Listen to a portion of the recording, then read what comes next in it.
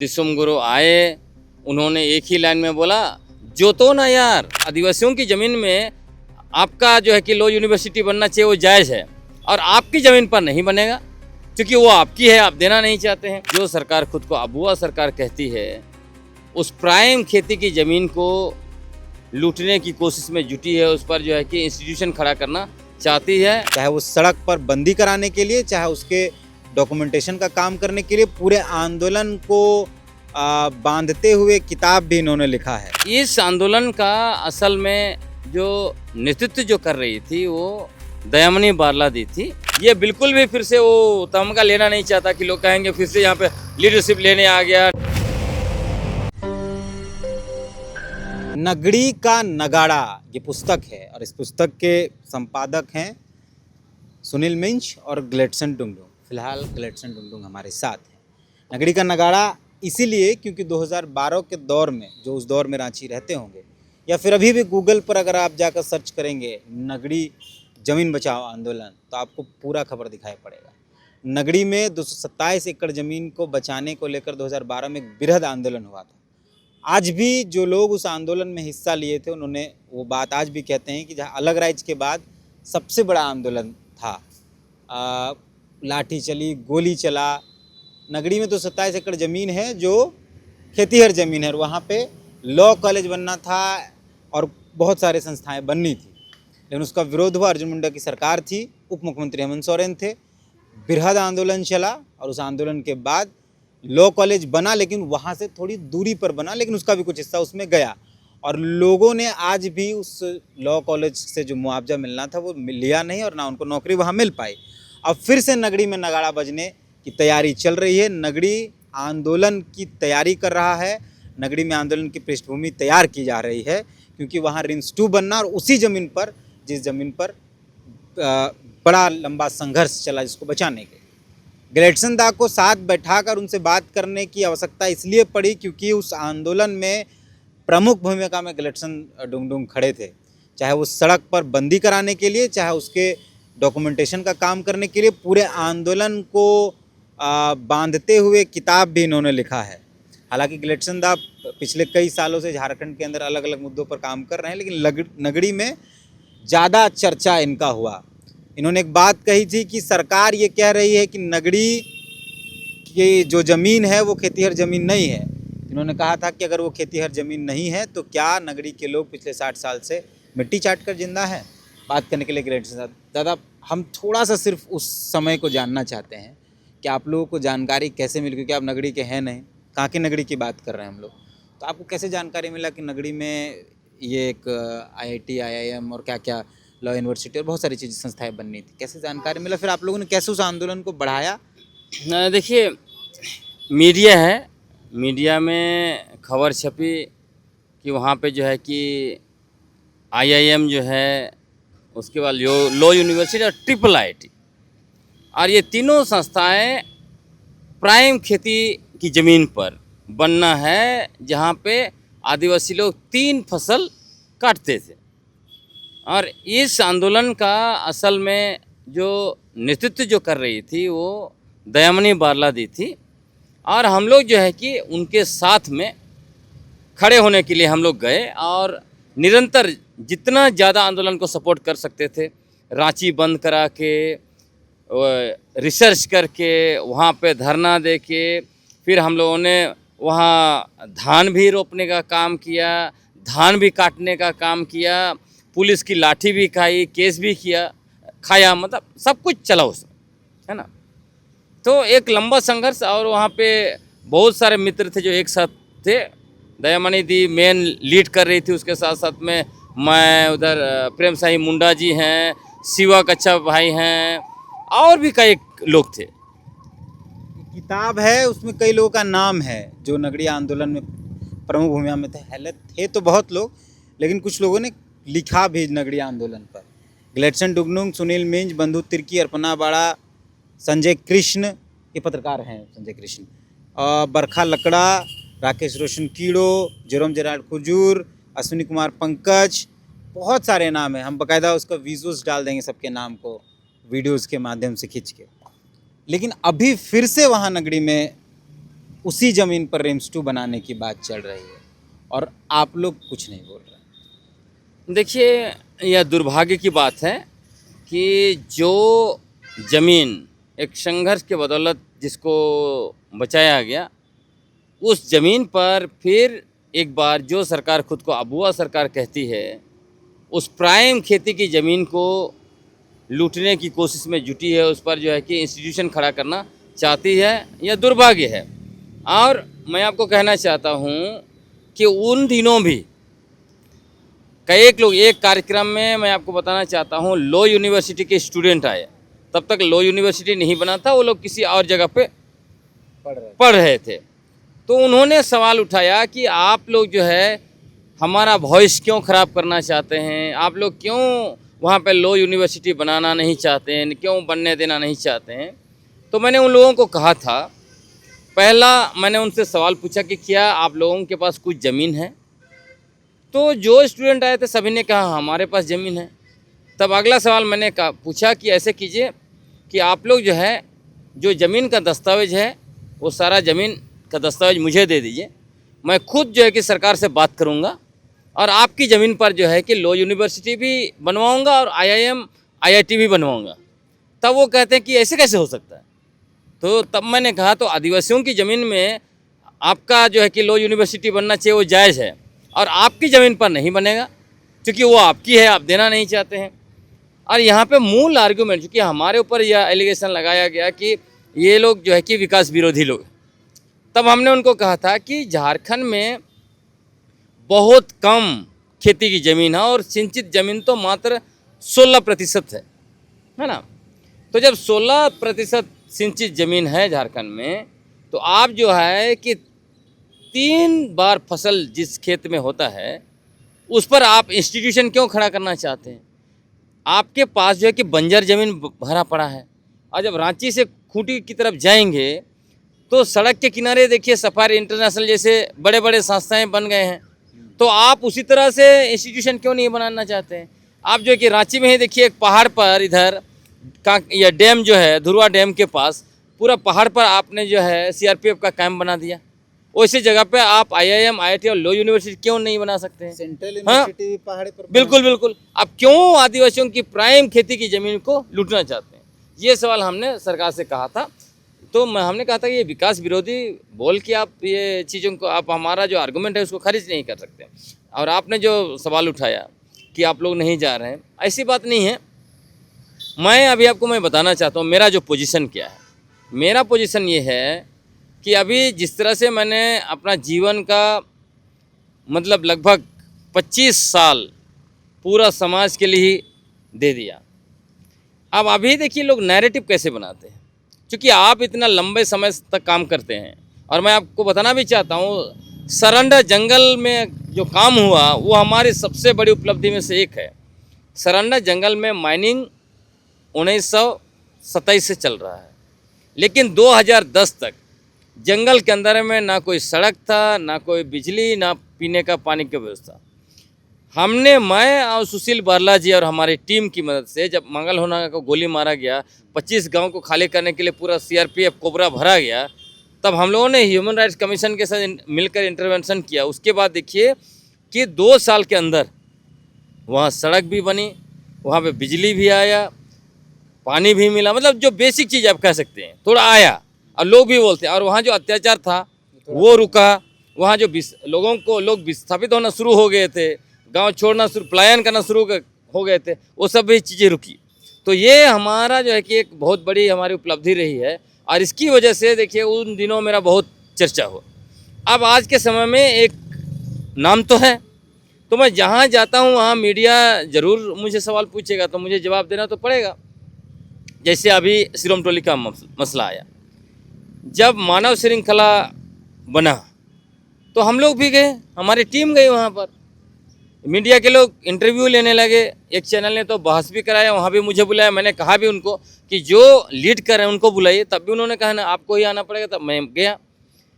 लेकिन मेरे ऊपर क्या आरोप लगाया गया कुछ लोगों के द्वारा कि ग्लेडसन जो है यहाँ इस आंदोलन, सिरोम टोली आंदोलन का भी लीडरशिप छीनना चाहता है। कुछ समय नगरी में भी वही हुए थे। जबकि हम वहाँ बहुत सपोर्टिव रोल में थे। आपको तो डॉक्यूमेंटेशन ज़्यादा था। हाँ बिल्कुल, नाम मैं नहीं लूँगा, लेकिन भी आपको मैं बताना चाहता हूँ। और उसमें बाद में लीडरशिप रोल में ज़्यादा आए, जैसे रांची बंद करना था। रांची बंद करना था तो स्वाभाविक है आपको मास्क चाहिए। अब मास्क कहाँ से आएगा? हम लोगों ने रात रात में मीटिंग किया हॉस्टल वगैरह में, और लड़कों को लेके अगले दिन जो है कि निकल गए। लगभग 400-500 लड़के निकले और रांची बंद हुआ। मारपीट हुआ, मुझे पुलिस ने भी पिटाई किया। 2 महीना तक मेरा पैर में जो है कि दर्द रहा, केस हुआ। ये सब कुछ करने के बाद भी मेरे ऊपर तमगा लगा कि ग्लेडसन तो कुछ नहीं किया, वहाँ दयामणि दिया जो है कि आंदोलन की सब कुछ, ये जो है कि वहाँ जाके नाम कमा लिया। तो इसी तरह, इसलिए मैं अभी बहुत सावधान रहता। जैसे पेशा आंदोलन, पेशा में भी आप देखिए विगत 20 से 25 साल या 30 साल भी कह सकते हैं, कुछ लोग खुद को बोलते हैं हम लोग क्लास 1 ऑफिसर्स हैं। ये क्लास 1 ऑफिसरों का जो संगठन है, वो लोग कहते हैं कि हम लोग जो कि 20-25 साल 30 साल से लड़ रहे हैं, और ग्लेडसन सडनली आके जो है कि लीडरशिप ले लिया। तो आप सोचिए, आप 25 साल 30 साल से लड़ रहे थे, लेकिन कुछ तो हो नहीं रहा था। कोर्ट में आप गलत तरीके से लड़ रहे थे। अभी हम लोग पिछले 6 महीना से, जब से मैंने पेशा आंदोलन का लीडरशिप लिया, तब से अभी देखिए पूरे राज्य में पेशा का जो है कि 24 वर्षों के अंदर में राज्य में पेशा का माहौल बन गया। हर जगह पारंपरिक स्वशासन व्यवस्था की मांग हो रही है ना। सरकार को मानना पड़ा। और उस दिन भी जब 15 तारीख को सरकार ने पेशा कंसल्टेशन बुलाया, उसमें भी मैं पहला वक्ता था। और जो बातें मैंने की, किसी ने नहीं किया। जो लोग कहते हैं कि हम लोग 30 साल से लड़ रहे हैं, उन्होंने सरकार के 4 मंत्रियों के समक्ष और पंचायत विभाग के जो प्रिंसिपल सेक्रेटरी थे और कांग्रेस के सीनियर लीडर्स थे, उनके सामने जेपीआरए का विरोध नहीं किया और नगर पालिका का भी विरोध नहीं किया। मैं था जिसने डंके के चोट पर कहा कि अनुसूचित क्षेत्र से आपको नगर पालिका अधिनियम 2011 और झारखंड पंचायत राज अधिनियम 2001 हटाना पड़ेगा। तो मैं जिस तरह से बोलता हूँ, लिखता हूँ, लोग कन्विंस होते हैं, उसके बावजूद यही आरोप लगाया जाता है, ये जो है कि नाम कमाने के लिए ये सब करता है। मतलब ग्लेडसन डुंगडुंग का आरोप मतलब डर, ग्लेडसन डुंगडुंग का डर इस बात का है कि वो अगर फिर से नगड़ी जाएंगे तो वहाँ फिर एक आरोप लगेगा कि आ गया नेतागिरी। हाँ, बस इसलिए मैं चाहता हूँ कि नगड़ी आंदोलन का लीडरशिप दयामणि दीदी ने किया है, तो वो फिर से लीडरशिप ले। हम जरूर जाएंगे, हम जरूर साथ देंगे, जितना होगा मैं जरूर साथ दूंगा। लेकिन मैं चाहता हूं उनको लीडरशिप लेना चाहिए। और तो चूंकि कांग्रेस में है, वर्तमान जो भी है, सरकार भी कांग्रेस की, संभव है। इसीलिए मैं कह रहा हूँ, वो कांग्रेस पार्टी में भी है तो आसान है ना। वो कांग्रेस पार्टी की लीडर बन चुकी है, तो वो अपना सरकार को समझाए कि भाई ये जो है ज़मीन आदिवासियों की ज़मीन है, प्राइम खेती की ज़मीन है ना। इसके लिए जो है कि शहादत भी हुई है। जो 3 महिला जो आंदोलन के हिस्सा थी, आज दुनिया में नहीं रही। तो उनको कन्विंस करना चाहिए, सरकार को बताना चाहिए और लीडरशिप लेना चाहिए। हम बिल्कुल साथ में हैं। और नगरी के लोग जब भी बुलाएंगे हम निश्चित तौर पर आएंगे। लेकिन मैं ये बिल्कुल भी फिर से वो तमगा लेना नहीं चाहता कि लोग कहेंगे फिर से यहाँ पे लीडरशिप लेने आ गया, नाम कमाना चाहता है। ये सब चीज़ें मैं बिल्कुल नहीं चाहता। कल हम लोग वहाँ थे, बाकायदा वहाँ एक मीटिंग हुई है, छोटी सी ही मीटिंग थी, और वहाँ ये तय हुआ है कि वो लोग किसी भी हाल में ज़मीन नहीं देंगे, और एक बड़े आंदोलन की तैयारी में वो लोग फिर से लगे हैं। और वहाँ उस पूरे मीटिंग में इस बात की चर्चा हुई क्योंकि डॉक्यूमेंटेशन का जो काम था, लिखा पढ़ी का कागज पत्तर का, वो बहुत इंपॉर्टेंट है। बिल्कुल। और वो आपने सबसे बेहतरी से किया, वो छुपा नहीं है किसी से। तो वो आपको चाहते हैं कि वहाँ जाएं, तो क्या वो अगर बुलाएंगे तो ग्लेडसन जाएंगे उन ग्रामीणों के बीच में? बिल्कुल। देखिए, एक तो है कि आरोप, इसका भी मैं बहुत ये नहीं देता हूँ। जहाँ पे अगर जहाँ गांव वालों को उसकी ज़रूरत है, जैसे आप देखिए आज के समय में पारंपरिक लीडर, हमारे पारंपरिक अगुआ, चाहे वो पढ़ा राजा हो, हाथू मुंडा हो, या परगना वगैरह हैं, है ना, मानकी वगैरह हैं, जो भी हमारे साथ आते हैं, या फिर और भी आदिवासी संगठन के लीडर्स, जब वो कहते हैं कि यहाँ पे हम आपको चाहते हैं, तो मैं वहाँ पे जाता हूँ। लेकिन फिर भी मैं बहुत स्पष्ट होना चाहता हूँ कि लीडरशिप जो है कि या तो गांव के लोग खुद भी, मुझे लगता है कि विकास भाई और बाकी लोग सक्षम है आज की तारीख में लीडरशिप करने के लिए, वो लीडरशिप लें, हम उनके साथ में हैं, बैकअप देंगे आप। बिल्कुल। जहाँ मेरी ज़रूरत होगी, डॉक्यूमेंटेशन की ज़रूरत होगी, जहाँ सरकार से बात करने की ज़रूरत होगी, जहाँ भी मेरा ज़रूरत होगा नगरीय आंदोलन को लेकर, मैं उसके लिए खड़ा रहूँगा। उस समय तो कई सारे कानूनों पर बात हुई, लेकिन उस आंदोलन के बाद फिर पूरे देश के अंदर एक 2013 का वो भूमि अधिग्रहण कानून आया। तो उस कानून के आधार पर जो वहाँ ज़मीन है, क्या उसको सरकार ले सकती है या नहीं ले सकती? हाँ, देखिए, जो कागज़ उनके पास है, क्योंकि पहले आर्गुमेंट क्या दिया जा रहा था, ये दिया जा रहा था कि इसको जो है कि लो यूनिवर्सिटी ने सीड बैंक के लिए अधिग्रहण किया, लेकिन नगड़ी आंदोलन के समय में ही लो यूनिवर्सिटी ने कहा हमने अधिग्रहण नहीं किया। और वहाँ नगड़ी के आदिवासी जो है वो विगत लगभग 55-60 साल से उसका रसीद काट रहे हैं, उसका जो है कि लगान दे रहे हैं, उस पर वो काबिज हैं, तो उनकी ज़मीन है। तो उसके आधार पर आप जो है कि वो निश्चित तौर पर भूमि अधिग्रहण पुनर्वास और पुनर्स्थापना कानून 2013 लागू होगा, और उसमें स्पष्ट है जब तक अति आवश्यक नहीं है आप जमीन अधिग्रहण नहीं कर सकते हैं अनुसूचित क्षेत्र में। अब वहाँ पर क्या अति आवश्यकता है? आप लो यूनिवर्सिटी आप बनाइए ना, आपका बंजर जमीन भरा पड़ा है ना। रिम्स बनना है, रिम्स। वो हाँ अभी रिम्स बनाना है, आप बनाइए साइड में, एक रिम्स तो यहाँ ही है ना। आप खूटी रोड पे बनाइए, उधर आपका सिमडेगा से चाई बसा से इधर जो आदिवासी इलाका और दूसरे भी मूलवासी दूर दूर हैं वो नज़दीक हो जाएगा उनके लिए खूटी तरफ। रांची में ये सब कुछ बनाना जरूरी थोड़ी है। तो मतलब 2013 के कानून के हिसाब से वो ज़मीन नहीं लेनी चाहिए सकती। बिल्कुल। दूसरी बात है कि ना तो ग्राम सभा कराया गया, और ना ही हम जब वहाँ कल बात कर रहे थे, इंटरव्यू भी लगा है, ना किसी प्रकार का नोटिस मिला उनको, ना सूचना दी गई, फोर्स लगाकर वहाँ काम शुरू। यही दुर्भाग्य है। मैं अभी देख रहा हूँ अबुआ सरकार के समय में, अबुआ सरकार के शासनकाल में क्या हो रहा है, पब्लिक हियरिंग के नाम पर सीओ जो है वो नोटिस जारी करता है, जिनकी ज़मीन है उसको सीओ ऑफिस बुलाता है और वहीं पे सुनवाई कर रहा है। ये बिल्कुल भी असंवैधानिक है, गैर कानूनी है। पब्लिक हियरिंग आपको उस जहाँ पे आपका प्रोजेक्ट है वहाँ पे करना पड़ेगा। अभी देखिए पश्चिमी सिंहभूम में वही हुआ, जो नेत्रहाट के तर्ज पर स्कूल बनाने का बात कर रहे हैं, वहाँ भी सीओ ने रैयतों को, कुछ मुंडाओं को बुलाया अंदर, और बाकी जो लोग थे उनको घुसने नहीं दिया। भाई जिनकी ज़मीन है वही सिर्फ प्रभावित थोड़ी होते हैं, पूरा इलाका में लोग प्रभावित होते हैं। तो ये, और यहाँ जहाँ पे हम लोग बैठे हैं आपको मैं बता रहा हूँ, यहाँ भी कुछ ज़मीन रोड के लिए लेना था, तो यहाँ और यहीं पे आपका सीओ ऑफिस ने बुलाया, आदेश दे दिया, मतलब पेपर में छाप दिया कि हमारे यहाँ इतना इतना तारीख को पब्लिक हियरिंग है, अगर आप इसको जो है कि अपोज करते हैं या कुछ आपको कहना तो यहाँ आइए। तो ये तो बहुत गलत तरीके से हो रहा है। इसलिए मैं कह रहा हूँ माननीय मुख्यमंत्री हेमंत सोरेन जी को थोड़ा ध्यान देना चाहिए। आप सारी चीज़ें, चूँकि यह 5वीं अनुसूचित क्षेत्र का राज्य है ना, तो झारखंड के अनुसूचित क्षेत्रों में यहाँ का प्रशासन और नियंत्रण संविधान के अनुच्छेद 244(1) और 5वीं अनुसूची के तहत होना है, और उसी के तहत बनाए गए सारे कानून नियम को लागू करना है। अगर आप नहीं करेंगे, गलत तरीके से करेंगे, तो क्या पता 29 पहुँचते पहुँचते रघुवर दास ना हो जाए। भी रघुवर दास को यहाँ से विदाई क्यों मिली? ज़मीन को लेकर ही मिली ना। CNT SPT को छेड़छाड़ किया तो उनकी विदाई हो गई। तो इनको भी अभी सावधान रहना चाहिए। मैं बार बार कह रहा हूँ, ये मुगलते में ना रहे कि इनको मैया समान और सैया समान और कुछ और समान योजना इनको बचाएगा। नहीं, आदिवासियों के लिए सबसे बड़ा चीज़ है ज़मीन, इसलिए ज़मीन को नहीं बचाएंगे तो मुश्किल होगी। आप मुख्यमंत्री हेमंत सोरेन का जिक्र कर रहे हैं, उस समय सरकार अर्जुन मुंडा की थी और ये मुख्यमंत्री ही डिप्टी CM हुआ करते थे, और आंदोलन के आखिरी पड़ाव में इनके पिताजी दिसम गुरु सोरेन भी गए थे।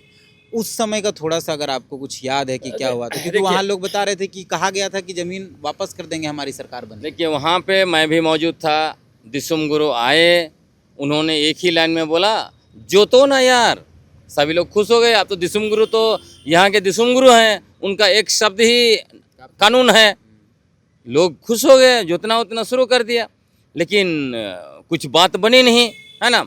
उसके बाद मैं आपको बताना चाहता हूँ, बाद के दिनों में जब नगड़ी की महिलाओं ने मुझे कहा कि एक बार जो है कि माननीय हेमंत सोरेन जी के पास ले चलिए, हम लोग जाना चाहते हैं, क्योंकि उनके ऊपर बहुत सारे मुकदमे हुए थे, तो उसको जो है कि वापस वो करें। तो हम लोग उन दिनों विधायक हुआ करते थे पौलुस सुरीन, मतलब 12 के बाद जब दोबारा 13 का बात मैं कह रहा हूँ, उसी टाइम में। हाँ, तो हाँ मुख्यमंत्री थे उस समय में, तो पौलुस सुरीन जो है वो विधायक थे। तो मैंने उनको कहा कि नगड़ी की महिलाएं उनसे मिलना चाहती हैं, तो हमें चाहिए। तो उन्होंने तुरंत समय लिया, समय भी मिल गया। हम लोग गए, चर्चा करने के बाद फिर मैं उनके पास ही बैठा हुआ था, मैंने उनको कहा कि हम लोग चाहते हैं, नगड़ी की महिलाएं चाहते हैं कि जो आप केस जो हुआ है, इन सारे केस को जो है कि वापस करिए, क्योंकि पुलिस इनको परेशान कर रही है। कभी भी जाते हैं छापामारी करने के लिए, इनको जो है कभी गाँव छोड़ के कुछ लोगों को रहना पड़ रहा है। तो उन्होंने कहा एक सेंटेंस में मुझे सिर्फ आप 2 महीना का समय दीजिए। 2 महीना से कितने साल निकल के उनकी सरकार भी उस समय में चली गई, एक भी कुछ काम नहीं हुआ और वहाँ के लोग केस लड़ते रहे। बाद में आपका जो केस हुआ था वो 16 में खत्म हुआ। 16 में खत्म, वो भी हम खुद लड़ के।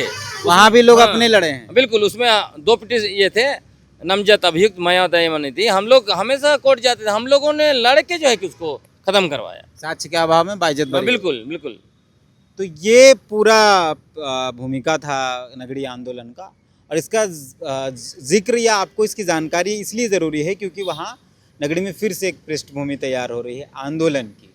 हमने एक वीडियो लगाया है, अभी कई सारे और वीडियोस बाकी हैं। हम लोग वहाँ गए थे, एक बैठक हुई है और कई सारी बैठकों का दौर चलेगा और बृहद आंदोलन की तैयारी चल रही है। गिलेटसन दा बतौर बुद्धिजीवी वहाँ मौजूद थे। उनकी एक किताब जो है ये नगड़ी का नगाड़ा, उन्होंने और सुनील मिंज साहब ने मिलकर लिखा है और इसमें पूरे आंदोलन का जिक्र है, बाकायदा सारे दस्तावेज हैं, सारी तस्वीरें इसमें हैं और इसलिए इनसे बात करना ज़रूरी था। कुछ लोग इस आंदोलन में मौजूद नहीं थे, उसके बाद भी जो है कि इसमें उन्होंने आर्टिकल उन दिनों लिखा था, तो इनडायरेक्टली उनको उस तरह से सपोर्ट कर सकते हैं। तो उनके अभी हम लोगों ने बहुत बाहर से भी बिल्कुल बिल्कुल, तो जितने भी मेधा पाटेकर लोग भी आए। हाँ बिल्कुल बिल्कुल। तो क्योंकि उस समय बड़ा आंदोलन था। आप नगड़ी आंदोलन इंटरनेट पे देखिए तो आपको पता चलेगा। 2012 के दौर में जब फेसबुक और व्हाट्सअप इसका बहुत प्रभाव नहीं पड़ा था, उस दौर में आंदोलन पूरे भारत तक पहुंचा था, तो शायद सोचिए कि क्या होगा। इसलिए उसकी पृष्ठभूमि क्या थी, कैसे शुरू हुआ, वो सब बताने के लिए हमको गिलेटसन दा से बात करना ज़रूरी था। बाकी फ़िलहाल मिलते हैं, इस मामले में और कई सारी बातें जो होंगी वो भी हम आप तक पहुँचाएँगे। जहाँ